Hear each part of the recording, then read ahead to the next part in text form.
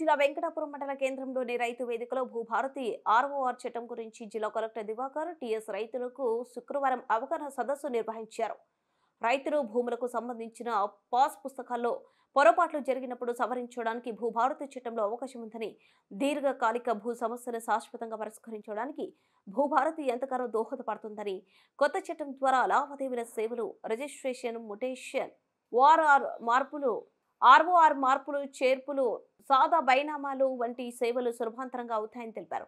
ప్రభుత్వం ప్రజలకు సరళంగా ఉండే విధంగా గ్రామీణ ప్రజలు రైతు సమస్యలను పరిష్కరించే అయ్యేలా భూభారతి రూపొందించాలని తెలిపారు. ప్రజలు ప్రభుత్వ కార్యాలయ చుట్టూ తిరగకుండా గ్రామ ప్రజల దగ్గరకు అధికారులు వచ్చి సమస్యలు పరిష్కరించడానికి కృషి చేస్తారన్నారు.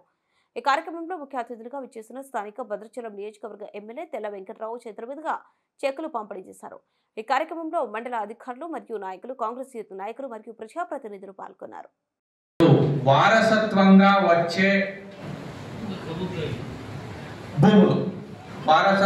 వచ్చే భూములు ఏమయ్యేవి? ఫర్ ఎగ్జాంపుల్, తల్లి తండ్రి ఉన్నారు, చనిపోయారు, వాళ్ళకి ముగ్గురు కొడుకులు ఉన్నారని అనుకుందాం. ముగ్గురు కొడుకులు ఉంటే ఒకళ్ళకి తెలియకుండా ఒకళ్ళు పోవడం, అప్లికేషన్ పెట్టుకోవడం, ఎంటైర్ భూమిని వాళ్ళ పేరు మీద ఎక్కించుకోవడం. ఇంకా మిగిలిన ఇద్దరు, అరే మాకు తెలియకుండా మా అన్నగానో తమ్మనో ఎక్కించుకున్నాడు అని తిరగడం.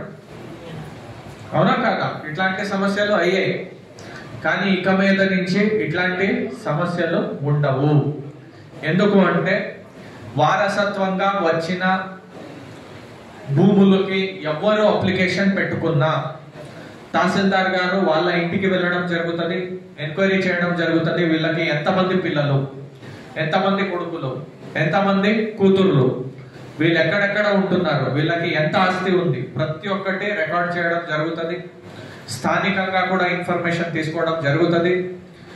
అండ్ అందరూ ఒప్పుకున్నాకనే ఆ భూమిని మార్పు చేయడం జరుగుతుంది. దీంట్లో మీరు ఒక ప్రశ్న నన్ను అడగవచ్చు. సార్, ఇక్కడ ముగ్గురు కొడుకులు ఉన్నాం సార్, ముగ్గురు ఉన్నాం కొడుకులు, నేను మా రెండో అన్న ఇద్దరు ఒప్పుకుంటున్నాం, చిన్నోడు ఒప్పుకోవట్లేదు సార్, ఎంత చెప్పినా లొల్లి చేస్తున్నాడు, ఆయన మంచి మనిషి కాదు సార్, ఇప్పుడు మా సమస్యని మీరు ఎట్లా సాల్వ్ చేస్తారు అని మీరు అడగవచ్చు. చూడండి, ఇది రెవెన్యూ సమస్య కాదు, ఇది మీ ఇంట్లో ఉన్న కుటుంబ సమస్య. మీ కుటుంబంలో వాడు ఒప్పుకోవట్లేదు, అవునా కాదా? ఇది రెవెన్యూ సమస్యనా? కాదు, ఇది ఇంటి సమస్య. మీ ఇంటి సమస్యని మీరే సాల్వ్ చేసుకోవాలి. మేము వచ్చి ఇన్వాల్వ్ అయ్యి మీరు అది చేయండి ఇది చేయండి అని చెప్పేది లేదు. మీ ఇంట్లో ఉన్న వాళ్ళు, పెద్దవాళ్ళు, పెద్ద మనుషులు, మీరు ఎవరు గౌరవిస్తారో వాళ్ళతో మాట్లాడుకుని మీరంతా ఒక అండర్స్టాండింగ్ వస్తే మా దగ్గరికి రావచ్చు. అందరూ ఒప్పుకున్నట్టు మేము చేస్తాం. ఇప్పుడు అందరూ ఒప్పుకుని అంత మా అన్నకి ఇచ్చేసేయండి అనుకోండి, అన్నకి ఇచ్చేస్తాం. అందరూ ఒప్పుకోవాలి. కానీ కొన్నిసార్లు ఉంటది, ఎట్లా అన్ననో తమ్ముడో ఎవడో ఒకడు తల్లిదండ్రుల్ని చూసుకుంటున్నారు, ఒకళ్ళకి మంచిగా జాబ్ వచ్చి ఉంటది, హైదరాబాద్ లో ఉంటారు, పెద్ద మనసుతో సార్ నాకు జాబ్ ఉంది, ఎంత ఉంది, మా తల్లిదండ్రులు చూసుకుంటున్నాడు మా అన్న, అంతా ఆయనకి ఇచ్చేయండి అని అనొచ్చు. సో అందరూ ఒప్పుకుంటే మేము చేస్తాం. లేదు సార్ అందరికి మాకు ఈక్వల్ గా రావాలి, మాకు ఖచ్చితంగా చేయాలి అని మీరు ఒప్పుకుంటే అందరికి ఈక్వల్ గా చేస్తాం. కానీ ప్రతి ఒక్కళ్ళ సమ్మతి ఉండాలి. ఒకళ్ళకి తెలియకుండా ఒకళ్ళకి చేసుకోవడం, అందరికి ఇచ్చేయడం, ఇట్లాంటిదైతే ఇక మీద నుంచి అవ్వదు. అర్థమైందా అందరికీ? ఎన్నో అంశం, మూడో అంశం. Okay, good. ఒకవేళ ఆర్డీఓ కూడా చేసిన ఆర్డర్తో మీకు సంబంధం లేదంటే కలెక్టర్ కి కూడా మీరు అప్పీల్ అనేది పెట్టుకోవచ్చు. సో 2 లెవెల్ అప్పీల్ సిస్టమ్ ఉంటుంది.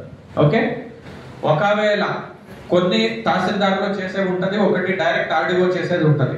సో ఆర్డీఓ చేసినప్పుడు ఫస్ట్ లెవెల్ కలెక్టర్ కూడా చేసింది మీకు సమ్మతి కాకపోతే నెక్స్ట్ ట్రిబ్యునల్ అంటే అది జిల్లా స్థాయిలో ఉంటుంది, అస్ట్రోల్ జిల్లా స్థాయిలో ఉంటుంది, లేదా స్టేట్ లెవెల్లో ఉంటుంది. అది సిచ్యువేషన్ ని బట్టి నిర్ణయం చేయడం జరుగుతుంది. సో ఇట్లా మీకు 2 లెవెల్ అప్పీల్ సిస్టమ్ ఉంటుంది. సో ప్రతి ఒక్క సమస్యకి మనుషులు మూల జిల్లాలో మూల నుంచి డైరెక్ట్ కలెక్టర్ ఆఫీస్ కి, హైకోర్టు కి తిరగకుండా స్థానికంగానే ఇష్యూస్ ని రిజాల్వ్ చేయడానికి మీకు అవకాశం ఈ చట్టంలో కల్పించడం జరిగింది. ఎన్నో కొత్త అంశం అయింది. ఎన్ని అంశాలు చెప్పాను ఇప్పటి వరకు? రెండా మూడా? ఇట్లా చూపిస్తున్నారు నాకు. అది 2 తెలియట్లేదు, 3 తెలియట్లేదు నాకు. ఇట్లా చూపిస్తున్నారు. రెండా మూడా? 2 కొత్త అంశాలు నేను చెప్పాను. వినాలి. మీరు జాగ్రత్తగా వింటున్నారా లేదా అని నేను అడుగుతున్నది క్వశ్చన్. ఎవరెవరు చెప్తున్నారు వాళ్ళు జాగ్రత్తగా వింటున్నారు అన్నారు. Okay okay. 3వ అంశం ఏంటి? ఇంతకు